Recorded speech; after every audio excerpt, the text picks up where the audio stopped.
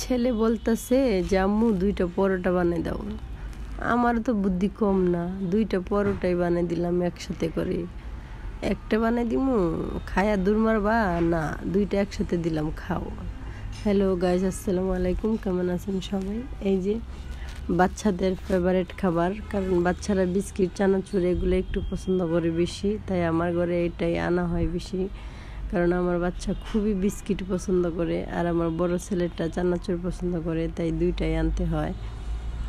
3 জনের মর্জি 3 রকম, একজনে বিস্কিট খাবে, আরেকজনে বিস্কিট খাবে, আরেকজনে চানাচুর খাবে, তাহলে 3 জনের মন রাখতে হয়, তাই 3 জনের জন্য 3 রকমের বিস্কিট নিয়ে আসছে। তারপরে জিলাপিও নিয়ে আসছে, জিলাপিটি অনেক মজার ছিল। এই যে দেখেন ইয়ার জিলাপি, এগুলো গুড়ের জিলাপি, আমার কাছে অনেক ভালো লাগে গুড়ের জিলাপি। আমি তো এই যে বসে বসে খাচ্ছি, আমি খুবই জিলাপি লাভার, আমার কাছে অনেক ভালো লাগে। কার কার পছন্দের জিলাপি বলেন তো? আমি তো অনেক মজা করে খাই জিলাপি আনলে, সবার আগে একটা নিয়ে নিই।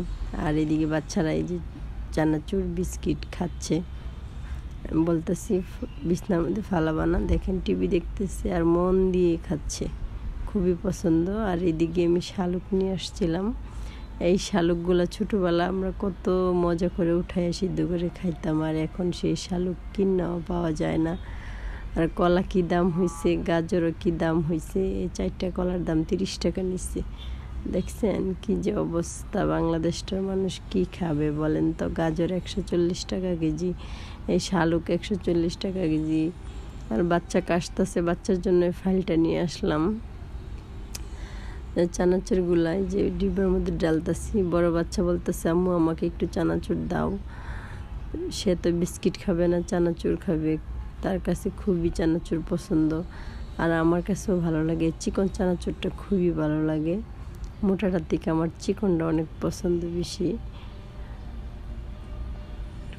ইলিশ মাছ নিয়ে আসা হলো, যে দেখেন 3টা ইলিশ। ইলিশের আবার দাম বাড়িয়ে গেছে, মাঝখানে একটু কম ছিল, এখন আবার দাম হয়ে গেছে ইলিশ। আর আমি তো দেখতেছি তরকারি তো অনেক দাম, এ মাছের থেকে মাছ মাংস কি খাবে মানুষ। মুরগিও নিয়ে আসা হইলো, মুরগি কুইটে ফ্রিজে রাখছি। মাছ মাংস থেকে আমি দেখি শাকেরই দাম বেশি। এই যে দেখেন এই শাক 1 মোটা 40 টাকা, আর এই লাউ শাকও 1 মোটা 40 টাকা, 80 টাকার শাক। এখানে এত দাম শাক, বলেন কি খাবে মানুষ।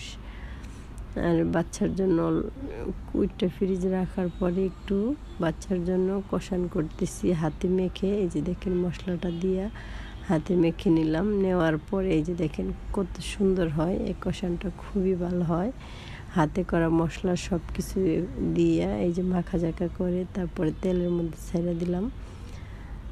এরকম করে রান্না করলে একটু মুরগির মাংসটা বুলটার বুলটার গ্রান আসে না, খুবই ভালো লাগে। তো সবাই ভালো থাকেন, আল্লাহ হাফেজ।